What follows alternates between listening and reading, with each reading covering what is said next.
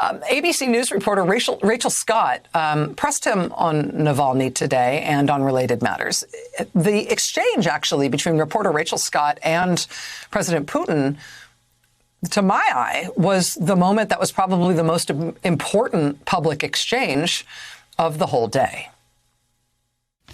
If I may, sir, the list of your political opponents who are dead, imprisoned, or jailed is long.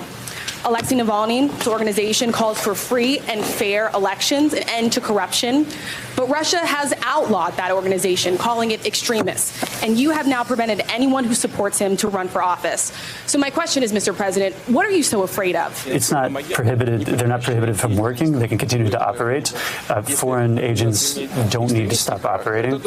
If they are extremist in nature, then that's another issue.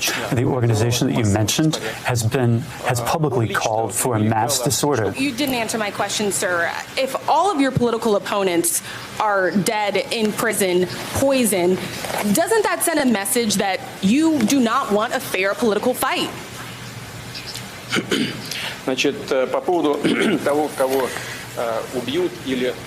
As for who is killing whom or throwing whom in jail, people came to the U.S. Congress with political demands. 400 people. Over 400 people had criminal charges placed on them. ABC News congressional correspondent Rachel Scott driving Vladimir Putin to sputtering today, flummoxing him to the point where he started going, oh, what about January 6th? What about that? What about?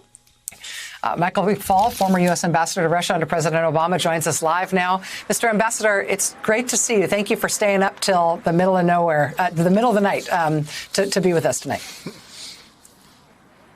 Glad to be with you as always, Rachel.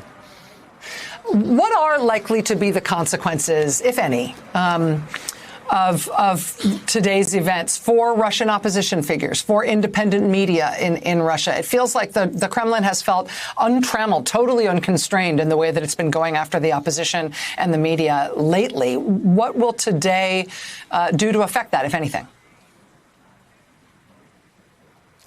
Well, first, you're absolutely right. 2021 will go down in Russian history as one of the most autocratic years we've had since the collapse of the Soviet Union. In fact, I think you have to go deep into the Soviet Union to remember a time that has been so oppressive.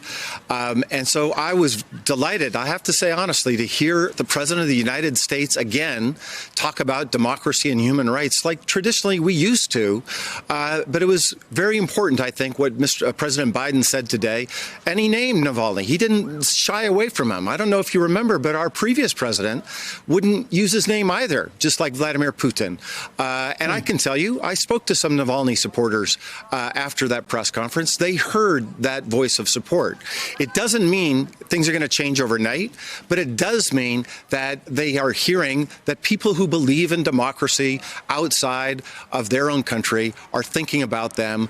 And there's a kind of feeling of solidarity, I would say, about ideas that are shared between Russians and Americans.